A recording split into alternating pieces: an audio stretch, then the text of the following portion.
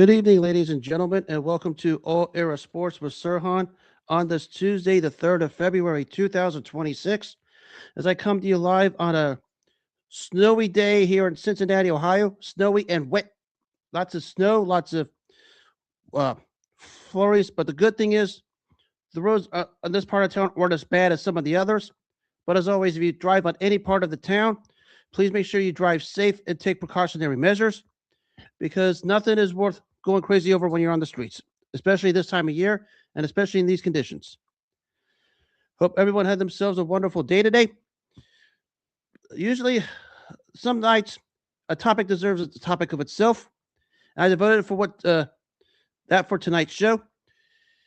It is what took place 36 years ago tonight in Atlantic City, and it's an interesting twist of fate, interesting twist of words, and no other way to describe it because what we had here 36 years ago was probably a case of a performance by a flashy champion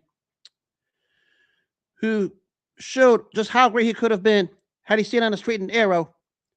But this night was basically maybe the anomaly of what was to come. And little did we know this was it at the elite level. This took place 36 years ago tonight in uh, Atlantic City, New Jersey. It was a junior welterweight belt holder, Hector Camacho, taking on the rugged, tough, East Coast popular blood and guts tough guy, Vinny Pazienza, a.k.a. Vinny Paz. This two personalities who knew how to sell. And when you had this kind of atmosphere in the pre-fight, which I'll touch on when I dig deep into the details of the fight, it's going to get you watching. And the East Coast in Atlantic City, that's what we had when we talk about what took place 36 years ago tonight. And this was maybe, in its own way, the last great stance for the Macho Man. We're now into the post Edwin Rosario version of Hector Camacho. And the fight followers know what happened with the fight of, Hector Camacho when he decided to change his style after what happened in round 5 where that left hook just starched him and hurt him. And from that point forward, a lot of things started to get topsy-turvy and crooked for a period.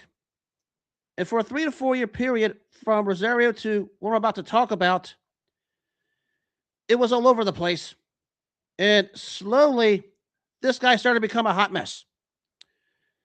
And we combine his outside behaviors with all the substance abuse, all the laws, running with the laws, and the supposed gains of popularity at one point, which eventually turned against him, his narcissism and his vanity. You now had an interesting dilemma at the Hector Camacho that was once loved. If you would go in the wrestling circle, was the face that had everybody loving him, was now the heel or the villain. And after a tough decision over Ray Mancini, he now fulfilled that villain role, and he had that moving forward. And when you have that kind of a role in a personality like Hector Camacho did, and we've seen a lot of them in the sport. I'm making point this a lot before and a lot after. But when we talk about Hector Camacho, he was one of the first that did it, and he was the one that pushed the envelope with exhibitionism of one kind. And that's what we had with him in the post Edwin Rosario version of him. And it was a case where now people don't want to see him lose. They want to see him knocked out because of his attitude and what he transformed himself into at that point. And on this night, maybe the perfect one for him, we talk about how to sell a fight, was a guy who sold fights well in the Northeast, Northeastern Atlantic a fighter from Providence, Rhode Island, nicknamed the Tasmanian Devil, Vinny Pazienza. In today's annals, he's now known as Vinny Paz. One of the grit and tough guy fighters out of Providence, Rhode Island, who built a record of 22-1 and came off a title eliminator win over Roberto Elizondo and landed a title shot in his own hometown against the unbeaten and tough Greg Haugen. And in this particular fight, Pazienza stepped to the table and won a world title in his own hometown and hit the pedestal, and it looked like the future with him was going to take off. But 7.5 months later, he loses the title to Greg Haugen in a rematch and has 2 nondescript wins, followed by a loss to Roger Mayweather in a second bid of a world title. And at that point, Vinny Pazienza, many wonder if he could ever get anything close to a title shot again. So after a 3-fight winning streak against Jake Corralo, Vinny Bergese, and Eddie Van Kirk, he signs to fight Hector Camacho in the ultimate colorful personality buildup you could ever have. Because you had 2 guys who had the persona to build up a fight. They do talk, but they know how to choose their words wisely. And because they have strong followings at the time for various and different reasons, that was why Camacho-Pazienza had the potential to be a giant sell. And when you consider that once this fight was signed, it was 6.5 weeks before the super fight of that division between Mildred Taylor and Julio Cesar Chavez. Whoever won this fight was probably going to put his name in the sweepstakes and fight the eventual winner at that time. And lots more was at stake than people thought. The odds of this fight was all over the place because the questions about Hector Camacho, and you talk about the post-Rosario version of Hector Camacho, grew and had inconclusive answers. And people were wondering, what is he going to do? Because he's going basically to the backyard of Pazienza. I mean, even though he's from Providence, Rhode Island, he sold the East Coast very well, especially the convention center in Atlantic City, which he knows how to sell. And basically, Camacho went into the lion's den when you think about it. And when you talk about just how they sold this fight, they were crossing boundaries if it happened today, people would be calling for cancel culture for both these guys and those around them. And they found a way to hit the other button in ways you couldn't get away with today. That's how much of a buildup we had with Hector Camacho versus Vinny Pazienza. And we talk about just the basic buildup. I mean, had both guys the same way. I mean, they were brash. They were talk. They had the arrogance to them, the narcissism, the vanity. Both of them had it. But because of the flip that became a Hector Camacho after Edwin Rosario, and the way he came from the lovable guy who people love to see because of the outfits and the flashy style, which he was flash at that time because Sugar Ray Leonard was retired, to after the Rosario fight, and then eventually in subsequent fights, most notably against Howard Davis and Ray Mancini, in fights where he got unpopular decisions in, you now had this motive of Hector Camacho not just becoming a villain, but if you watch it, if you think about the wrestling annals, this guy was a pure heel to where he did the wrong thing. He said the wrong thing. If he said the right thing to piss off the wrestling crowd, if he was a heel, it would garner a reaction like none other. And Hector Camacho knew how to do that. And you can say a lot of things about the post-Rosario version of Hector Camacho, and I'll touch on that at the end. But one thing Hector Camacho knew how to do was sell. And we had the name that he did and the flash that he did. That's what you had on this particular night.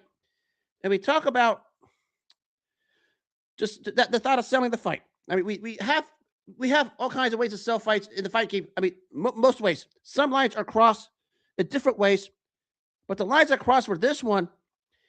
Even got to a point to where Hector Camacho crossed lines with then Vinny Pazienza's trainer Kevin Rooney, and Kevin Rooney fired a homophobic slur, and then we had a fisticuff in the press conference between Hector Camacho and Kevin Rooney. And at that point, there was not much more building up he had to do. And Hector Camacho said, after that, I'm going to get you, Vinny. He basically told Vinny Pazienza's face, and Vinny was the one that said it, I'm going to get you. And that's what happened, in the build-up. No one, maybe he knew something going into this fight that nobody else did. But when you talk, look back at this before I divulge into the fight. When you have that moment, like Camacho had against Edwin Rosario, where something happened to you in a way you're not comfortable with, your mental makeup changes, and you started to see that moving forward. Because Hector Camacho started to fight not just inconsistently, but sporadically, and his fights were just as inconsistent as his activity was. And because his activity it was as sporadic as his in-ring performance, that's why you got what you got. And that's why there were tons of questions going into this fight. We talk about Camacho and Pazienza from the Camacho angle. Now we talk about the Vinny Pazienza angle. Here's the thing with this. He had a world title, lost it to Greg Haugen, then eventually lost it to Roger Mayweather, fight marred by Roger Mayweather being the coward that he is, attacking an elderly trainer after the fight. But like Camacho, Vinny Pazienza knew how to sell. And just like Ray Mancini and some of the other guys, Hector Camacho fought, especially go way back to a guy like Rafael Bazooka Limon. He had the style that knew how to excite you. But maybe we talk about what took place 36 years ago tonight in Atlantic City is basically a case of being tailor-made for somebody, even at that stage of his career when on the surface it appeared to be a downturn and a flip-flop. Because the post-real version of Hector Camacho was a flip-flop. But little did we know he could go back the other way and maybe just suck it up for one last time. And we talk about Camacho-Pazienza. Of course, the one thing that stirred the things at Camacho-Pazienza was the outfit of Hector Camacho, the Indian tribe representing his Osage reservation in Florida after he got out of Spanish Harlem and have spent time in Bayamon, Puerto Rico. And that sort of outfit, dancing to the tune of Ain't No Stopping Us Now by the old classics from way back in the 70s. And that being in Vinny Pazienza's backyard, he drew boos, but that was Hector Camacho's mission. Because at that point, he was the heel, he was the villain, and his mission was to get people talking, whether for him or against him, but just to get you talking at that point. And that's what happened. And you talk about this night that took place 36 years ago. The story about this one. They say every great fighter has that last great performance on a flip-flop or on a downturn. That was it for Hector Camacho, especially early in the fight, where Hector Camacho, who had a safety-first approach in recent fights, where it was jab, jab, clinch, jab, straight left clinch. But in this night, he showed the whole world just how great he could have been had he stayed on a straight and narrow. Because he stayed in the pocket against Vinny Paz and mixed it up and not just delivered a boxing lesson, but in the process delivered a beating. And those who follow Vinny Pazienza's career knows Vinny Pazienza, one of the real warriors, was known to take beatings, and that's what happened on this night. And everything Hector Camacho did against guys like Bazooka Limon and Jose Luis Ramirez, his two finest performances of his career, showed it here. Maybe not quite to that level, but he showed it and showed the potential because he dished it to Vinny Pazienza and then some and controlled the fight from start to finish, where Hector Camacho basically, from about the 5th round on, just put on cruise control and did whatever he wanted. And for Vinny Paz, it's not that he didn't try. He was tailor-made for Hector. And because Hector stayed on a straight and narrow for that one night, it was a wrong time for Vinny to fight Hector Camacho. Even Vinny Pazienza himself a few times said, even during the fight, I had a feeling I was in for a long night. And we know Vinny Pazienza is known for his roughhouse tactics and tried to rough up Hector Camacho as Camacho was staying in the pocket. But Camacho was matching Pazienza roughhouse for roughhouse and the skill on top of it. And no matter what it is, Vinny Pazienza tried. He had no answers for Hector Camacho. And as this fight was going on, Camacho started to distance himself. The skill level was starting to separate itself. And because of it, that was why Hector Camacho, it's probably his finest performance post Edwin Rosario, won a decisive unanimous 12-round decision over the tough and durable Vinny Pazienza, technically in Pazienza's backyard. Even though he's from Providence, Rhode Island, he knew how to sell the East Coast very well, especially in Atlantic City, where it was basically a pro-Pazienza crowd. And Camacho silenced him and just beat the brakes off of him and got the unanimous decision win. That's what happened.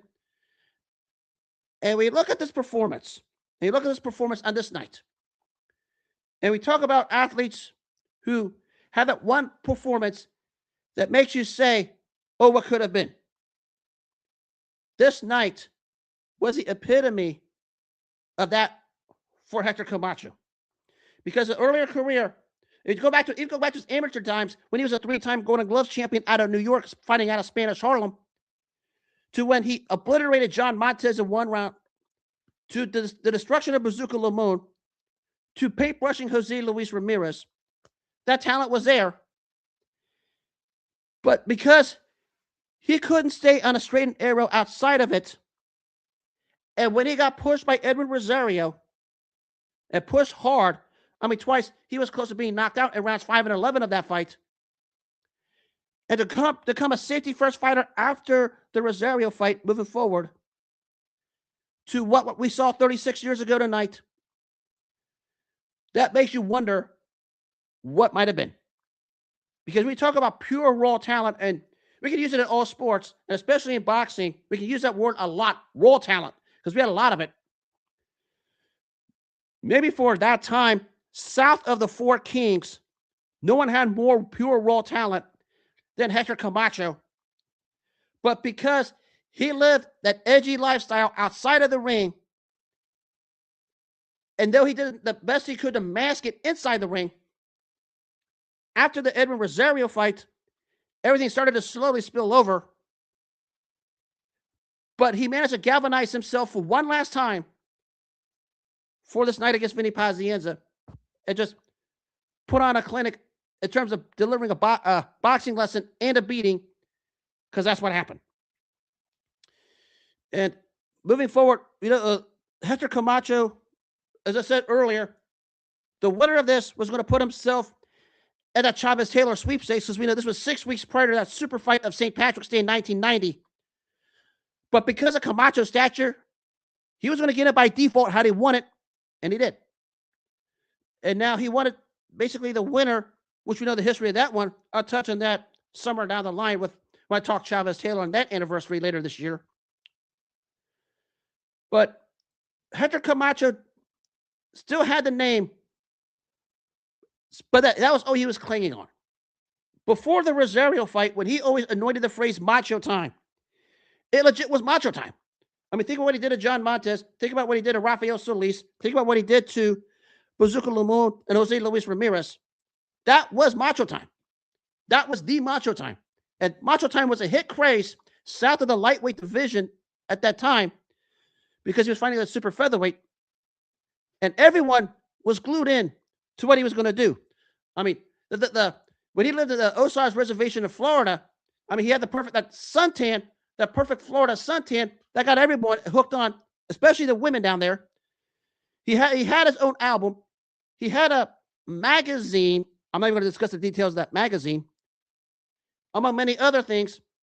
So this guy was about to become a pop culture sensation because of the things he did. He was the first of his type to push that envelope and push it down. And that's why he had the success that he had early on. And we combine it with the fighting style he had. And he wasn't just a slick boxer. He stood in the pocket and mixed it up with you like he did to Bazooka Limon, Jose Luis Ramirez, and here against Vinny Pazienza. And he brought more to the table than you thought. And that was the pre-Edwin Rosario version of Hector Camacho. And he showed that flash of it 36 years ago tonight when he just decisively handled the tough and courageous Vinny Pazienza, who basically had no answers, even though how hard he tried. And he fought hard, but there's a different skill level when you talk about world-class talent, and it showed. And Hector Camacho still was clinging on to what was left of that world-class talent that was starting to spiral in the wrong direction after the Edwin Rosario fight. To salvage it for one last moment, and that's what he did here. And that is Hector Camacho. I'll touch on more on Camacho in a second. But I'd be best if I talk about the other part of this, and it was, of course, Vinny Pazienza. Not only did he lose this fight, lost it convincingly, but still carved up a respectable career. But maybe the greatest thing he showed was after he won the junior middleweight title, having that nasty car accident with the halo in his head, and was toying with death. And may thought he could never do anything again, but was driven to show the whole world he could get back into the ring and compete at that level. And he was show the whole world just how courageous he was. When you can come back from a halo inserted into your head, you're already a big winner. And that was Vinny Pazienza. They talk about before that remember, shortly after he won the title from Gilbert Delay, and looked like we found himself after losing to Camacho, and then had an embarrassing loss in 1991 against Loreto Garza, where he was disqualified because he just made a fool out of himself. But came back, moved up to junior middleweight, beat Ron Edmondson to win a fake belt, and then win a world championship from Gilbert Delay. Then the unfortunate accident after the fight, which left him with a halo in his head. And it looked like at that point, we weren't going to see Vinny Pazienza ever again. But he managed to come back rather quickly. 14 months after winning the world title and forced to vacate it because of the halo in his head, he gets the unanimous decision win over Luis Santana. And here he is back on the rise. He beats Brett Lally. He beats Lloyd Hunnigan, Robbie Sims. Albeit even 2 wins over Roberto Duran and his 40-somethings, still beat him twice. And to be able to elevate himself to that stature of some sorts after what happened in 91 with the unfortunate accident that left a halo in his head says tons about the heart and the courage and the man Vinny Paz is. And Vinny Paz certainly is a man. Because I don't know anyone who want to go through what he went through to rise from the ashes after that terrible accident that had a halo inserted in his head. And Vinny Pazienza basically said, I'm going to be back in the ring again. And yeah, he came back. And that's why he was one of the tougher SOBs at the time, just because of that. Now, I did get inexcusably a title shot against Roy Jones Jr. in 95, where he was wiped out in 6 rounds. But that's just a side note to the real mission, is to show the whole world he could come back after what happened when he had the halo inserted in his head. Yes, there is controversy about him being in the Hall of Fame, but I don't have a problem with it because the boxing intelligentsia shot herself in the foot long before it. But still doesn't deter the fact maybe one of the 15 most courageous men to ever get into a boxing ring when you consider what happened to him after he had the halo inserted in his head. And until we see someone that courageous again, we're not going to see anything like it. No one's saying this guy's the greatest thing boxing ever saw. No one's saying this guy was what made boxing. And I know there's a lot of hubbub about this guy being in the Hall of Fame that sets sparks all over the place. But the fact that this guy came back after a halo inserted into his head and still was winning solid fights and performing solidly. I mean, this is just out there to fight. He was performing solidly the best he could. It got a stunning win at one point over Dana Rosenblatt, who sometimes was somewhat of a prospect at that point. And Pazienza wasted him in 4 rounds. To come back from that speaks more to the courage and the will and the heart and the man that Vinny Pazienza is. And he deserves his own story because we haven't seen anything like it. Of course, it spun off to a lot of things. The biography, the autobiography, and of course the documentary Bleed on This, chronicling the career of Vinny Pazienza, especially after the incident the accident where he had the halo inserted into his head. Certainly a tough hombre, one of the tougher SOBs to ever lace him up. And that was Vinny Pazienza. But unfortunately, 36 years ago tonight, in a chance to win a second world title at that point, he was one of the victims of, at that time, the unbeaten Hector Camacho. And it was Hector Camacho who got the unanimous decision win. It is not a shot at Vinny Pazienza, who fought gallantly, tried everything. Granted, towed the line a little bit, but that's who Vinny Pazienza is. But the difference in skill level showed, and that the skill level was what won Hector Camacho this fight. And back to Hector Camacho. Question is always asked, and it was asked after the tragedy in 2012. Where and why, where it went wrong and why it went wrong.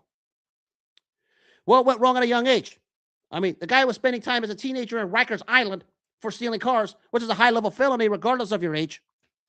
And when he got out, he got hooked on the white powder. And his mom caught him in the bathroom, took the white powder, threw it and flushed it down the toilet. And Hector Camacho was crying about it, saying, I spent a lot of money on this. And his mom said to his face, your life's worth more than that. But Hector Camacho showed no signs of slowing down with that lifestyle outside of the ring. And his luck out early was because he had so much raw ability coming out of Spanish Harlem and being a 3-time amateur champion. He got away with it. It was managed to perform at the highest level and looked like he had greatness in front of him, especially after he dusted off Jose Luis Ramirez. But at that point, the high fame of fortune at the highest price, if you can't find a way to manage it, you're going to struggle. And that was where Hector Camacho started to hit his downturn. You can probably say even before the Rosario fight, because he had a fight against Louis Burke on free TV, where he won the fight, and it was good, but it wasn't great. The signs were there that something was about to happen down the line, and it wasn't going to be pretty.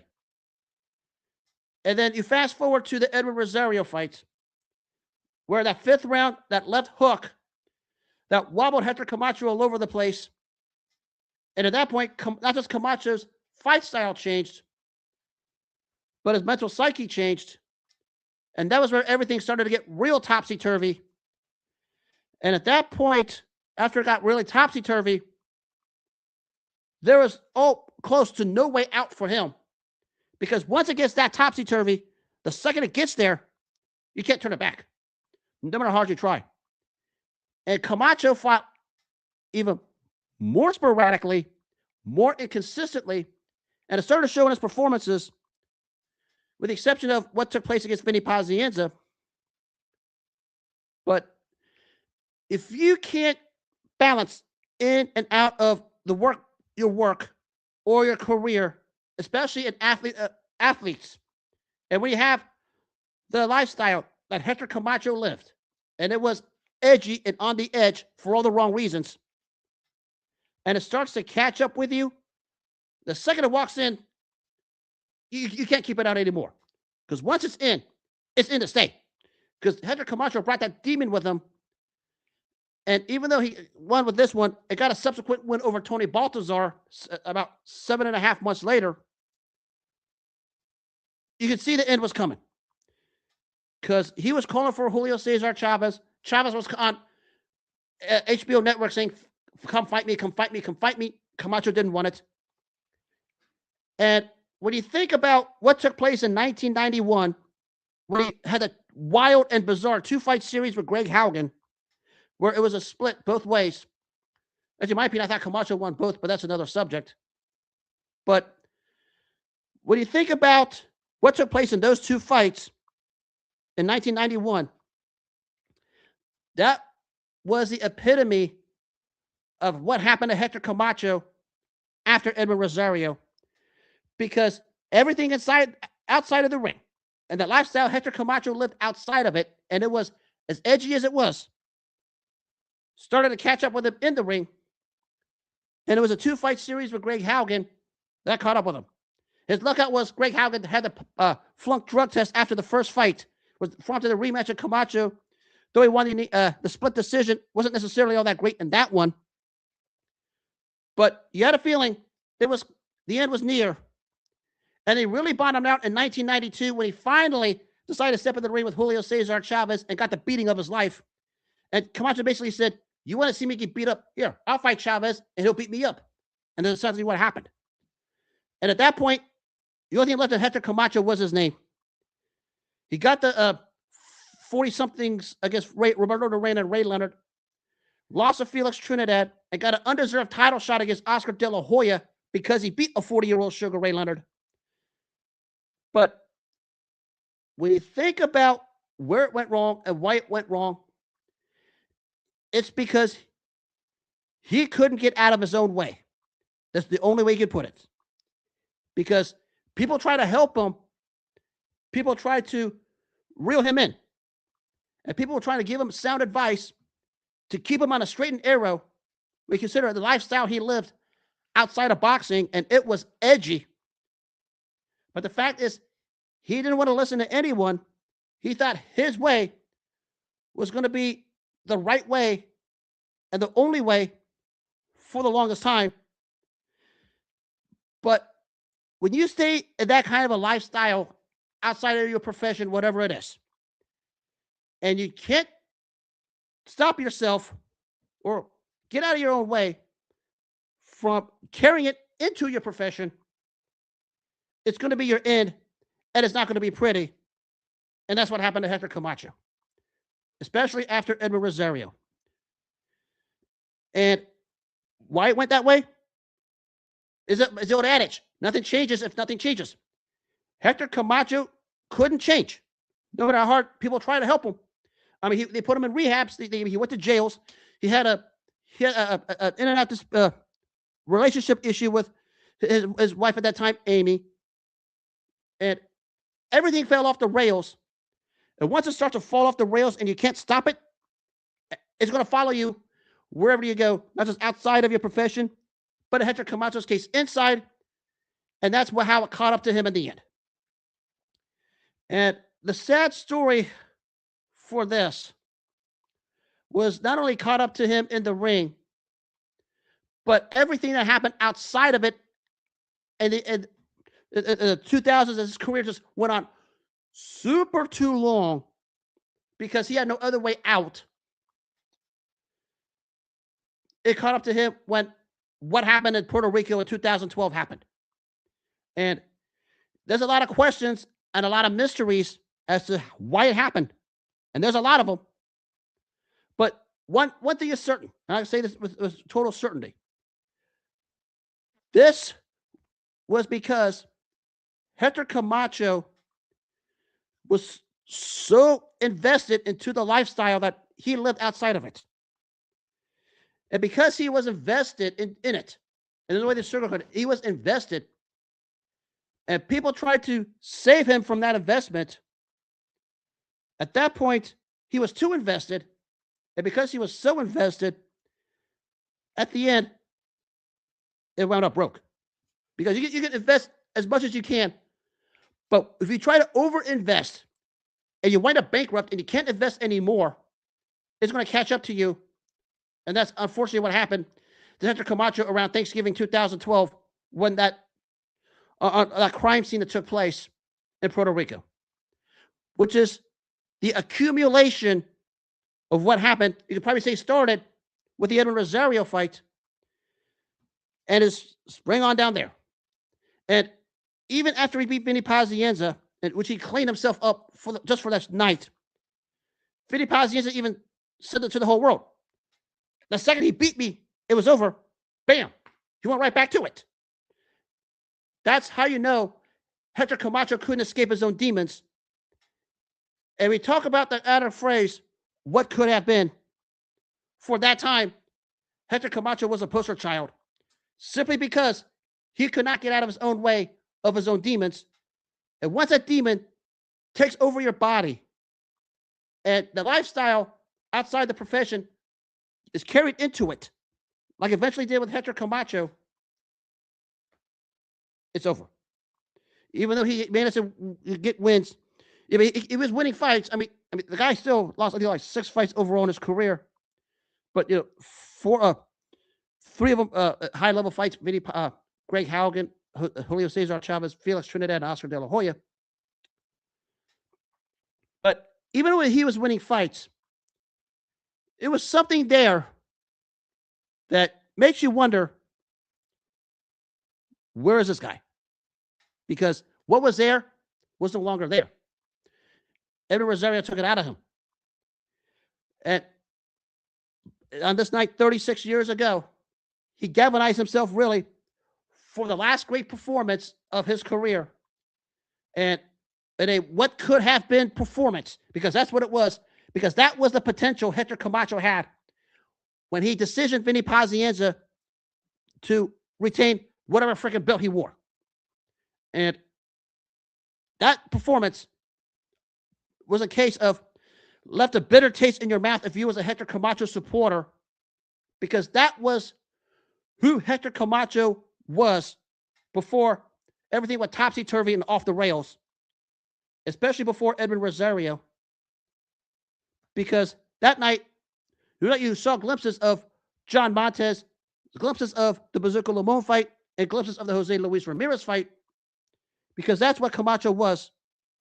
But if you have that one performance and people are going to think that, it's forever stamped to your career. And here's one thing I caution about people when it comes to Hector Camacho, because we have a lot of new fans who don't get it. Look, you guys are right on one thing. The guy should have been more than what he was. There is no doubt about it. But we have parasites in the community. You think this guy was a total nobody and didn't amount to anything. And a lot of people say the fight community overrates him. I'll give you, here's the thing. You don't win 3 amateur titles in the New York Golden Gloves for 3 straight years the way Hector Camacho did. Because back then, you win amateur world titles in the New York Golden Gloves, you were the it thing. And everyone, the high respected aficionados, Tim Ryan of CBS Sports, Randy Gordon, well-respected commissioner of New York State Athletic Commission at the time, and some of the other beat writers saw this guy and said, man, this kid is a talent. And that's what he was. You're not a 3-time amateur champion out of the state of New York coming out of Spanish Harlem by being a nobody. And that's an insult. And that's not that's what Hector Camacho was coming out of Spanish Harlem. And that's the part everybody misses. The guy had a decorated amateur career, not as decorated as some of the other ones we talk about, but very decorated. You won 3 amateur titles. You did something right. And Hector Camacho certainly did something right. if you talk about, I said his amateur career. Here's Hector Camacho's amateur career that everybody misses. 1978 New York Golden Gloves champion in the super flyweight division. 1979 New York Golden Gloves state Golden Gloves champion. 1979 Intercity Golden Gloves at the 119-pound division. 1980 New York Golden Gloves champion in the bantamweight division in an open championship, which is a big thing. And the 1980 Intercity Golden Gloves 125-pound championship. So he won multiple amateur titles at the highest level. And to do it in the state of New York, where it was the big thing to do, Hector Camacho achieved high-level success as an amateur, and everybody in the fight community misses it. You just don't come out with that kind of an amateur background and just be some, if you want to call it this, the bum of the month, because Hector Camacho certainly wasn't. And he won 2 world titles against 2 very, very difficult opponents. It just made him look novice. That tells you the talent Hector Camacho had. Yes, everybody's going to remember him after Rosario, and sometimes that's the way it is. I get it. And you're not wrong on that. Yes, Hector Camacho is the proverbial what could have been fighter. Yes, that is true. I'm one of the ones that will say that. But that's not act like this guy didn't have any kind of talent coming out of Spanish Harlem. You don't have a decorated amateur career. It burst out of the scene winning 2 world titles in 2 years against 2 high-level tough fighters out of Mexico. We talk about Bazooka Limon and Jose Luis Ramirez. It just be some bum of the month. Because Hector Camacho was shooting for the stars. And he certainly aimed high. But as he was aiming high, that was where he lost focus on a lot of things in and out of the ring. And it started the Edward Rosario fight and eventually caught up to him. He couldn't handle and manage success, even though people tried to help him. In the end, it was his own downfall, and he has nobody to blame but himself. But everyone who says the craziest things about Hector Camacho still don't see the big picture. This kid was, we talk about raw talent coming out of New York in the New York Golden Gloves. But he was 3 straight years, 78, 79, and 80, racking up amateur titles.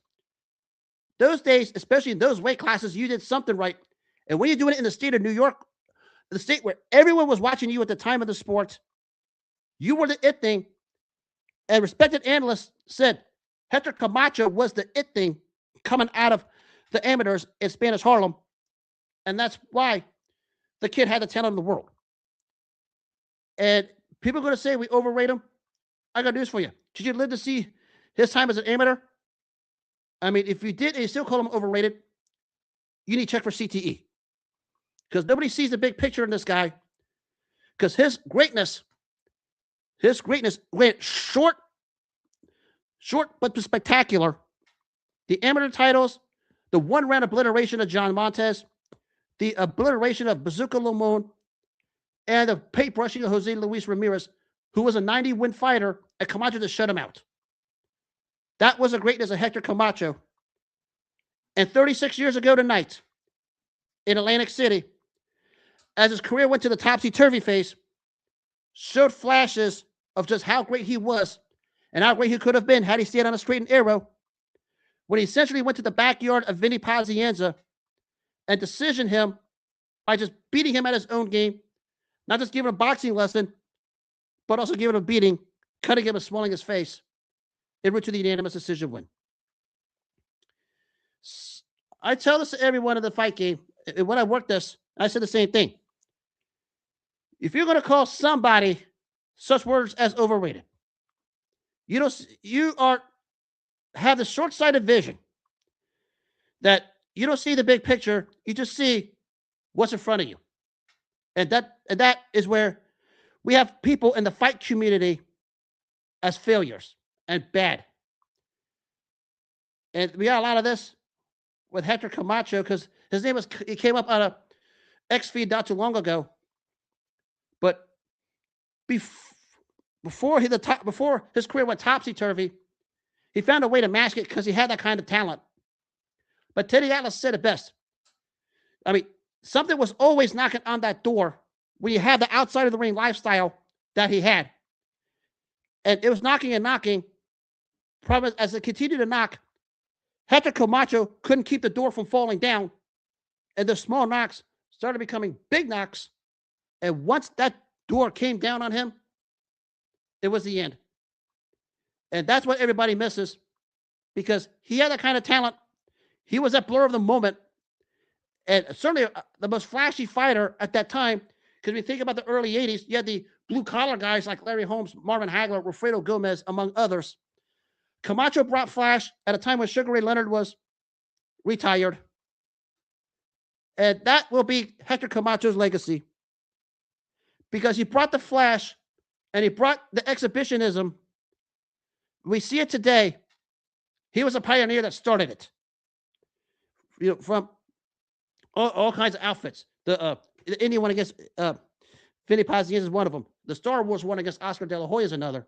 The way he came as a gladiator against Sugar Ray Leonard. That's just some of them. But before we see all this exhibitionism and stylish in-ring, the glamour in the ring walks, the first guy that did it was Hector Camacho. And when he pushed that envelope, and it got all kinds of reactions, good, bad, pretty, or ugly. That will ever be his legacy. And we think of everything that's happened with all the wild outfits and the crazy walks, and seeing today some fighters have rappers walking to the ring with them. Before all that, Hector Camacho was the first. So none of this happens if we don't hear or talk about the career or the life of Hector Camacho. And what he did against Vinny Pazienza was a case of what he could have been had he stayed on a straight and narrow. Because when it went topsy-turvy, once it goes topsy-turvy, you can't stay on the straight and narrow because it goes so topsy-turvy. And because it was so topsy-turvy, and he couldn't stop it or put it under wraps or control it, that's why Hector Camacho's career and life ended the way it did.